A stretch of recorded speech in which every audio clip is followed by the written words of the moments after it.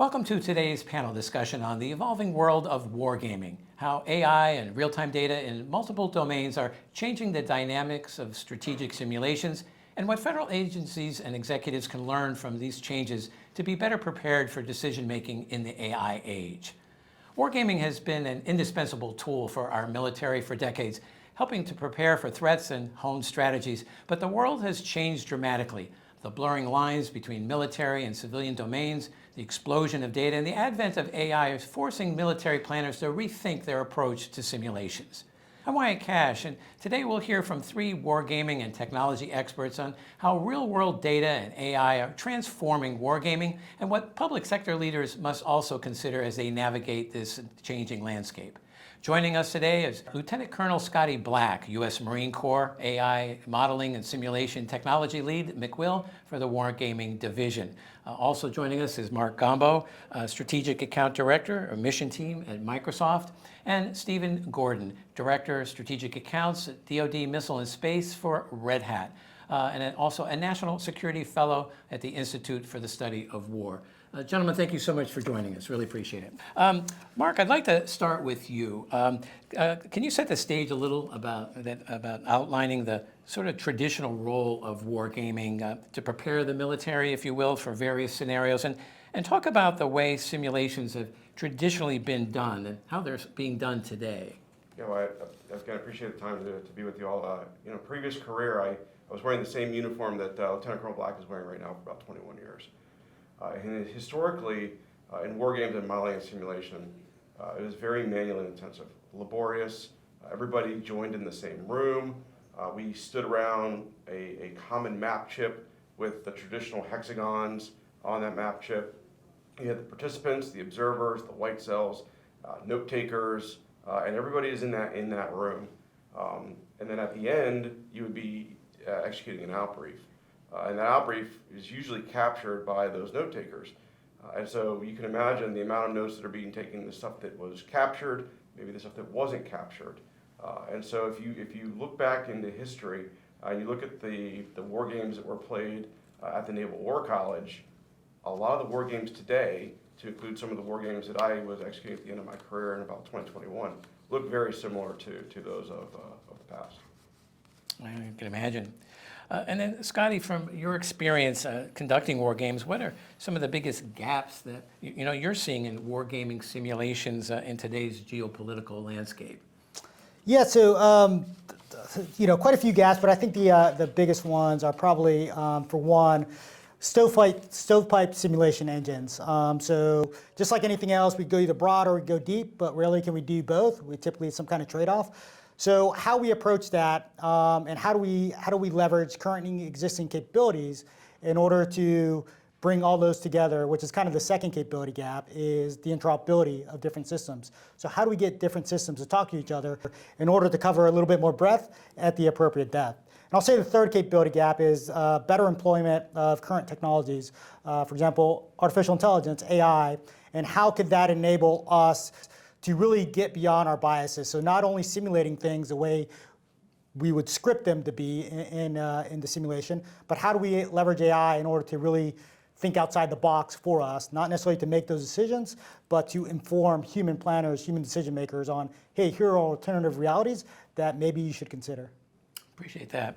I wonder, Scotty, can you give a brief example of maybe a recent real-world event where a more comprehensive war game and one incorporating different factors comes into play, and that might have significantly changed with some of these newer technologies and models? Yeah, absolutely. One of the recent ones that I'm sure most folks are familiar, still front of mind, is the Ukraine conflict. If you looked at prior to the Ukraine conflict, and I wasn't involved in any of the wargaming or know anything about the games that may have been done prior to that. But if you look at the conflict, and even what general officers and experts predicted beforehand, we're talking a 72-hour war, a few days, maybe a week long at best, right? And that was kind of the traditional way of thinking. Ernie had mentioned the traditional analog wargaming. We're essentially forced to grade our own homework when we do those kinds of games. And we saw what happened. It wasn't the conflict we thought it was going to be, because we were not able to really model or simulate some of the other factors that played a role in it. Think just something as simple as social media, whether it's Telegram, things that we could take out their satellites, but maybe there's a Starlink, or the impact that small, cheap drones had on the conflict. So when we all think about it, Ernie, prior military, we think kind of trench warfare, attrition warfare, more tanks, more missiles going to require equal success. But we'll see modern warfare now. Little things that we need to look at could change that dynamic, and we saw it there. So I'm not saying that better wargaming would have changed the outcome of that conflict, but it would allow senior leaders to ask the right questions. So instead of asking, how can we slow down tanks, we could start asking, how can we surge nationwide on the building of small-scale UASs in order to have a bigger impact on this war? Really interesting. So really seeing how we've evolved in a very brief number of years from trench warfare to drone warfare, that really changes the whole nature of simulations, right? Correct. So Mark, back to you. From your perspective, having recently moved from the military to the commercial world, how do you see today's commercially available IT and AI solutions really helping to make simulations more realistic and insightful? And so earlier I talked about the manual, and like Lieutenant Colonel Black said, the analog aspects of previous war games. If you look at today's war games, the amount of data that we're collecting into those war games, like Lieutenant Colonel Black said, real world streaming data from social media, from distributed sensors throughout the globe. So you have the static data, and then you're bringing in that real world data.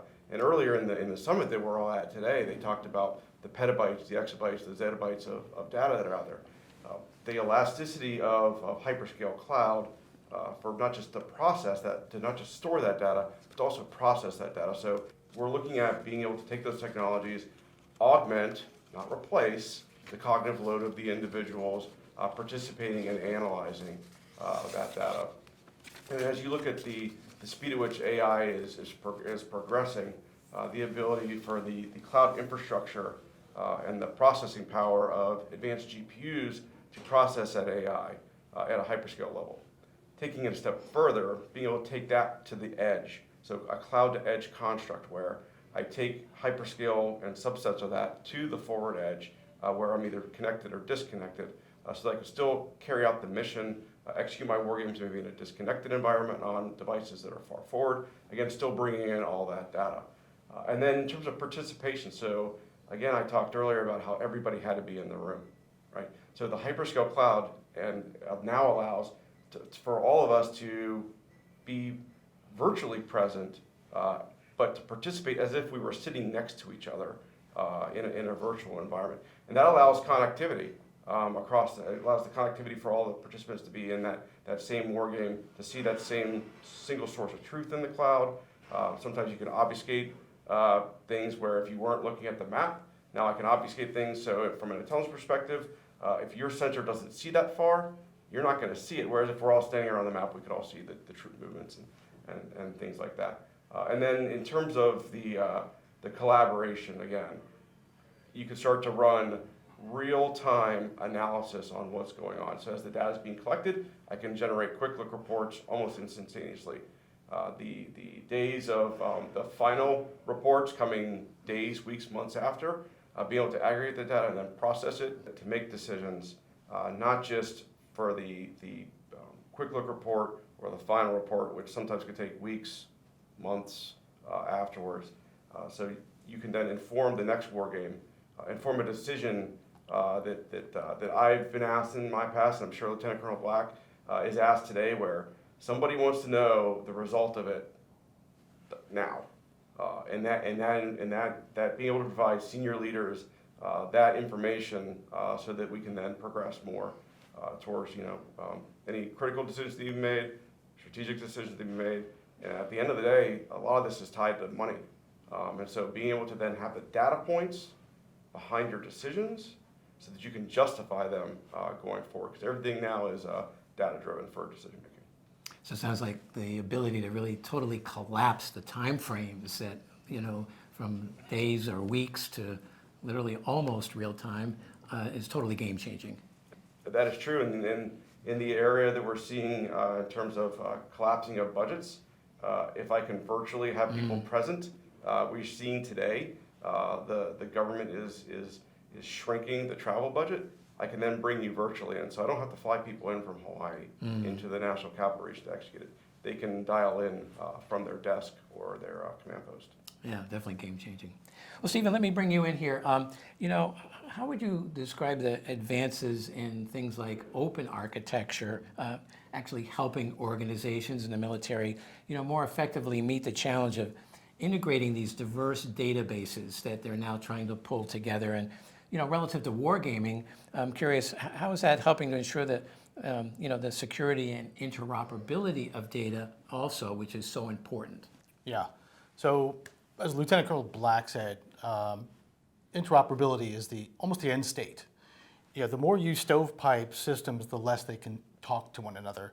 When the purpose of this entirely is to inform decision makers on course of action, as Ernie said, investments, force design. So it's really supposed to be a tool, the data, the user interface, everything that comes together for decision making. So if you look at where this transformation to wargaming went digital, from the checkerboard at the Naval War College, which served a great purpose for a very long time, the dimensions have changed, right? So you have now everything from space to air, land, ground, below the ocean. And in between those layers of the domains, you have sort of what would be referred to as transparent domains. So information operations, influence campaigns, cyber. So how do you look at that on a two-dimensional plane and make an informed decision? So when you build from scratch in an open architecture mindset, interoperability is sort of easy. Use the Lego analogy as building another block on the stack and removing ones that are needed and putting ones that are new and needed for a new conflict. So, and I think Lieutenant Colonel Black had also mentioned when the Ukraine war started out, it had all the hallmarks of World War I warfare. Dragon's teeth, a lot of tanks, heavy armor, trenches, and then it flipped to the most modern that we can sort of perceive, with no particular predecessor in terms of how to combat against this modern drone, technology-driven, software-defined warfare. So that right there requires different data, right? So if I have open systems and I can ready my data such that I don't have to spend a lot of time in the preparation stage of a war game, which I'll defer to Scotty and Mark on terms of that length, but it's a long time to gather your data just to get to the stage where you're going to play the game.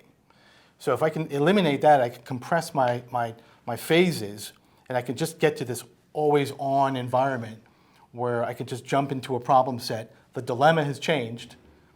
That's efficiency, and that goes to everything that Ernie was talking about: cost, efficiency, time.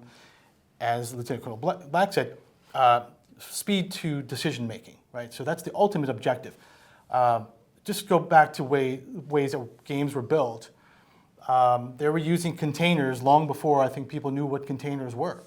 Containerization of application software means, almost just like the word means, it sounds very portable because it's very portable. I can move a war game out to the tactical edge on a box that has enough horsepower to get to a hyperscale cloud and do my decision making at the edge rather than gathering back in a room. So all this is based on an open architecture. Without it, there's a lot of coding and there's a lot of stitching and there's a lot of time and cost that goes into maybe making all these tools come together and interoperate in a way that provides a seamless user experience. It's kind of a very difficult task. Scotty, I want to kind of shift the discussion back to you and kind of look a little bit at the path forward now for wargaming and where you see this going. Given the potential benefits of integrating commercial databases as well as these advanced technologies and AI into wargaming, how do you envision using AI to ask better questions or develop more meaningful scenarios going forward? Yeah, no, that's a great question, and I think I think this is the here and now. The AI capabilities we see today can inform and help us go faster. So one of the things that we would like from a wargame perspective, increase the speed, the scale, and the scope of the games we play. A lot of experience. We've been doing this for a while, wargaming, but not necessarily with these technologies. So as these technologies come about, we have to figure out what is that new process or that emerging process that combines these. And so if you look at wargaming today, we're simulation enabled. We're doing war games on simulations, but it's more kind of a plug-in capability. It's not necessarily the game isn't being run. We just take the game, put it in a simulation, run a few iterations, take the results, and continue playing the game on the board. That's valuable, but it's not an integrated process. With the AI piece, Stephen mentioned, the human interface piece is key. So part of that process is, what does a man-machine teaming look like in order to enable us to go faster, better, and be able to answer more research questions? Because even with the current technologies, as we're going through the wargaming planning process, what you'll see is a lot of experienced individuals trying to scope the war game down to answer 1 or 2 research questions, because in the past, just due to the amount of, we create a lot of bespoke games, so every game is kind of new, created from scratch, tabletop. That took a lot of time, and out of that, you can only answer a few questions. But now with modeling simulation, AI, to be able to help us develop scenarios faster, get those into simulation, run the simulation faster, the federation piece, bring in a system of systems, as Stephen mentioned, to answer questions across different domains, is what's going to allow us to reach that desired end state. That's something we're currently working on in the Marine Corps. And again, that can only happen, in my opinion, at the speed we need to in order to meet the threat, the pacing threat we're looking at, through a collaboration with industry, government, and academia. And I saw this firsthand at the Naval Postgraduate School. A lot of the things we try to do stovepipe at Naval Postgraduate School took a lot of time, and we were just seeing one single piece of it. Once we start doing more collaboration, when I say government, Naval Postgraduate School is a government agency, but pseudo academia. Once we start doing more collaboration with the folks, Headquarters Marine Corps, Fleet Forces, and then once we brought in industry partners, we were able to go so much faster. So in a year, able to come up with different capabilities, prototypes, whereas before, in a year, we could produce a report that said, hey, here's a problem, we could need a lot more work. So not only compressing the time to decision making on one scenario, the ability to really run multiple scenarios and iterate almost in any direction that you need to, and with multiple collaborators, sounds another dimension of game changing as well. Really interesting. Mark and Stephen, I'm going to ask this next question to both of you. So what key advice would you give to defense and government leaders trying to adopt AI-powered real-time and sort of multi-domain simulations that could really help them better prepare their organizations, to attempt to strategically map to unknown but very wide range of scenarios? And Stephen, maybe I'll have you take that one first. Sure. Yeah. So as we were talking about, relative to wargaming, a lot of the foundation of this digital transformation began in commercial games. You look at streaming data. You look at your interaction with a game that's very high resolution on your phone, and you're playing, from your hotel room, and meanwhile the servers are halfway across the United States, and there's no latency. The audio's keeping up. You're playing against a character that seems to know your next move and your next move after that move. And a lot of that is technology that we couldn't take for granted. It's AI. Like, I'm playing against a blue team and a red team construct, which means a good guy and a bad guy. But if you take that at scale, and I move sort of up to the squad, the battalion, and all up the chain of command in terms of a defense or military construct, you can see the exponential power that AI could have with blue team, red team, especially in these multiple domain scenarios. So, AI, I would advise, you don't necessarily need to start with these massive language models. You can start small, get familiar with the tool sets. These tools have become so sophisticated. I was telling Lieutenant Colonel Black the other day that if you take a page from even the movie industry, they're starting to use tools to define the problem. Almost like a screenwriter would in a script for a movie. I want, 21st century, it's in the Pacific, it's against this threat, and it's in 4 domains, and I want the characters involved to be X, Y, Z. Give that to an AI model, and it'll produce illustrations, maybe even short video clips, And anybody walking into a war game watches this 2-minute clip. They know exactly what they're walking into. And as the threat evolves, I can evolve that script without having to hire anybody from the outside, really. I can use AI because it'll adjust along the way. So think of just the power of people going, now I know what I'm walking into. And I see the evolution. And as the problem changes, maybe their strategy changes.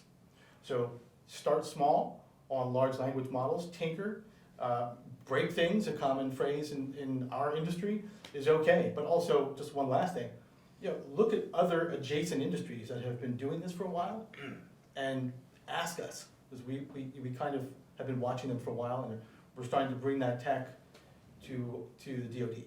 Really interesting. And Mark, what additional advice might you offer? As a former Marine, there are a lot of things that I see today where I sit back and go, I wish I knew. I wish I had had that conversation with industry and that collaboration. We're doing it here today, but this isn't the first time that I've met Lieutenant Colonel Black. We've been in numerous forums in the past where we've had those experiences between government and industry. Towards the end of my Marine Corps career, I had the opportunity to go to the Marine Corps School of Advanced Warfighting, and the motto there is Sapra Adut, dare to know. So educate.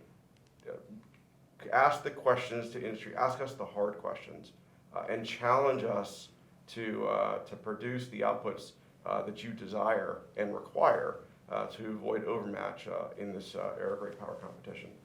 Be aggressive but responsible. We need to move fast, but we need to be responsible and understand what we're doing at all points, and understanding a little bit about the risk calculus in employing AI. Again, we have a responsible AI, not just to ourselves, but to those who we provide that AI on the battlefield to. And then I would say the last thing is analyze the past to inform the future. If you go back, and again, I'm going to reference the School of Advanced Warfighting for a second, we read a fantastic book called Slide Rules and Submarines. So if you go back into history and you look at the government and industry relationship between government engineers and industry engineers, history tends to repeat itself. Analyze that past of how we were combating the German U-boat problem, and think about how we can do that in the future. And those partnerships are critical. And technology is changing at such a rapid pace that the conversation we have today, we need to have those conversations at a particular battle rhythm. So we don't just meet once. We need to establish those battle rhythms and understand how the technology changes over time. Just as requirements change over time from Lieutenant Colonel Black's position, letting us understand how those requirements change so that we can keep pace with the requirement. Some great advice. Scotty, one last question for you, if I may. So you've done a good job, I think, of describing how the art of wargaming is changing and will likely change. Talk to me, though, in conclusion about, how will that likely impact the preparedness of the military up and down the ranks. We tend to think of wargaming at kind of more of a strategic level, but I kind of get the sense that this can be applied at many levels. How do you see that unfolding? Yeah, so as the art of wargaming is changing, the entire process, so not just the one event where the board piece, but the entire process, everything from the planning. So think of a specific individual having to read through, tons of reports and outbriefs on what's happened in the past so that we could ask the right questions in the current game. Now with large language models, other AI techniques, we could synthesize a lot of that data. We'll still have somebody read it, but instead of just getting a single or a group of people's opinion, we could have another piece of another capability that'll help inform that. All the way through the kind of the execution now, where we're talking about, ideally I see this as AI, M&S enabled wargaming or potentially driven wargaming.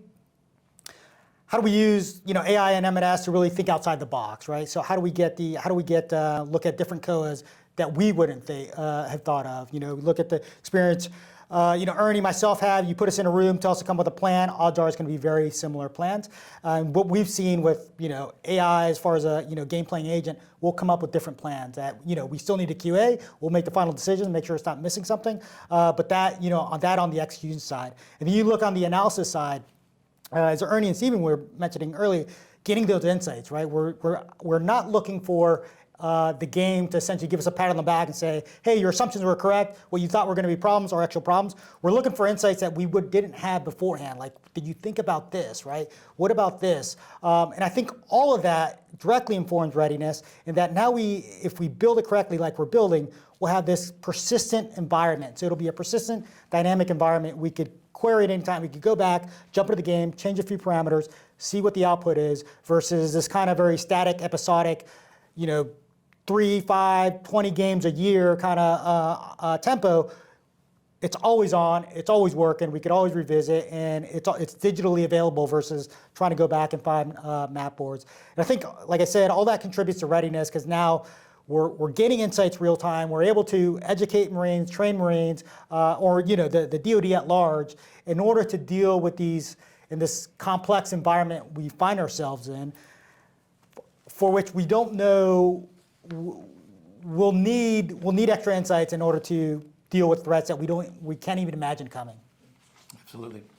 Well, I think as we wrap up here, I think one of the other things that I took away from this was that we're living in a world where the military is also dealing in many civilian circumstances. Financial markets are impacted. Civilian response plays a factor, and that the traditional military parameters, if you will, we're probably confined to wartime demonstrations, but we now live in a geopolitical world where it's more complicated than that. And so one of the things I took away from this is that the ability to layer on multiple data domains, making them interoperable, collapsing the time to decision, being able to reiterate on the fly, and then work with collaborators and allies and the commercial sector as well in many cases, is all part of what today's advanced federal and defense agencies really need to be working with. So really appreciate your insights today. A little footnote, I know we've been calling Mark Ernie all day, but I guess that's your nickname, so just in case our audience was confused. But I want to thank Stephen, Mark, and Scotty. Thank you so much for sharing your respective insights with us today. Thank you. Thank you a lot. Appreciate it.